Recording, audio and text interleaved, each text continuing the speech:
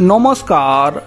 বর্তমানে উড়িষ্যাতে বিজেপি সরকারের প্রধান বিরোধী রাজনৈতিক দল হল বিজু জনতা দল।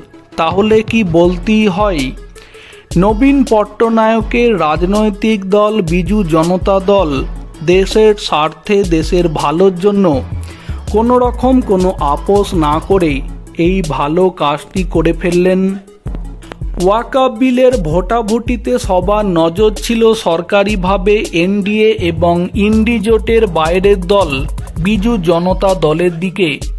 লোকসভায় সাংসদ না থাকলেও বিজেডির সাংসদ আছে।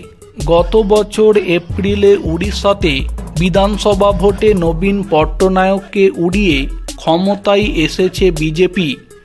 কার্যত বিজেপির ঝড়ে উড়ে যায় বিজেডি দল। বর্তমানে রাজনৈতিক পরিস্থিতিতে উড়িষ্যা বিধানসভায় শাসক দল বিজেপি এবং প্রধান বিরোধী দল বিজেডির মধ্যে জোর লড়াই চলছে। রাজনৈতিক নিয়ম মেনেই বিজেপি এবং বিজেডি নেতাদের মধ্যে বাক্যবাণ তুঙ্গে উঠেছে। কিন্তু ওয়াকফ বিলে ভোটাভুটির সময় বিজেপির পথেই এবার হাঁটলেন নবীন পট্টনায়কের বিজু জনতা দল।